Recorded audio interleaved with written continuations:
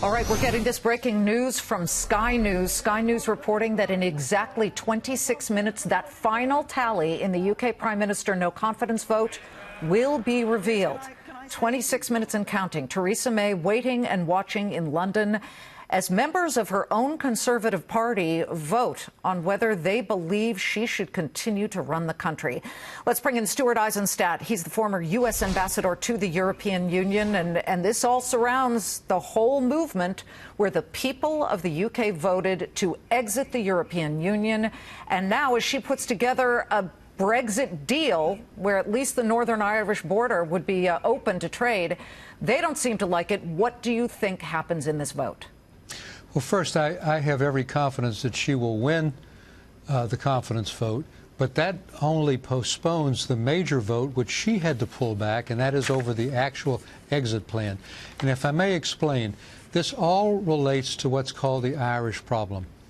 In order to settle the decades-long sectarian battle within Northern Ireland, which is part of the United Kingdom, between Catholics and Protestants, the Good Friday Agreement reached by former Senator George Mitchell in the Clinton administration created open borders between Northern Ireland, part of the UK, and the Republic of Ireland.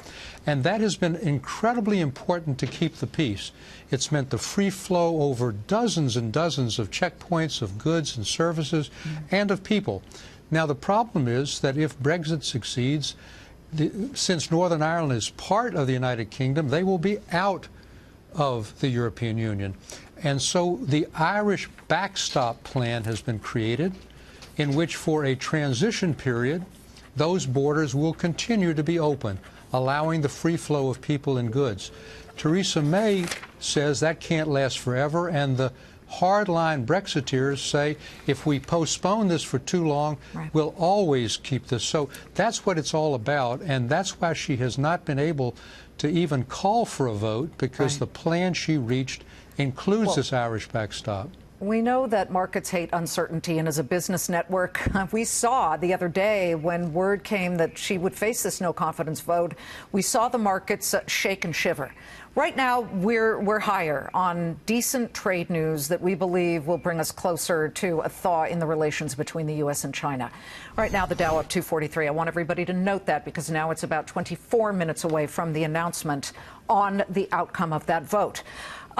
What do you suspect will be the reaction here in the United States? Do you think that if she does remain as the leader, that gives the market certainty, it gives politics certainty, but if she gets booted, that becomes a huge problem, does it not? Absolutely, if she's booted, but don't overread if she wins today. Yes, there'll be a temporary boost in confidence, but she still has the more basic vote of her own exit plan that she's negotiated with the European Union. She did a speed trip through Europe in the last couple of days to try to improve it, to help her chances of getting the ultimate vote done on the divorce plan, the exit plan, which has to be done by March 29th. And the EU said, no, we've already negotiated it, nothing more. And if, Ambassador, the hard Brexit goes through somehow and it's just a complete clean break, a lot of people are calling for that, like Boris Johnson, who probably is angling to be the next prime minister if he could actually call it. If there is a clean break and suddenly there's mayhem, although some people say that's scare tactics, that it'll be fine. But let's say there is mayhem and they start begging, wait a minute, suddenly Theresa May's plan is starting to look pretty good. Will the European Union say, okay, we'll revisit that?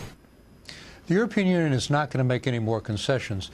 If there's a hard Brexit, meaning that they pull out without an agreement, without staying in the customs union, without having free access to the European market, this will be a catastrophic problem for the UK in terms of its economy. Financial institutions and banks, which are the backbone of the economy in London, will start going even more to New York and to Frankfurt, because they won't have the so-called single franc passport.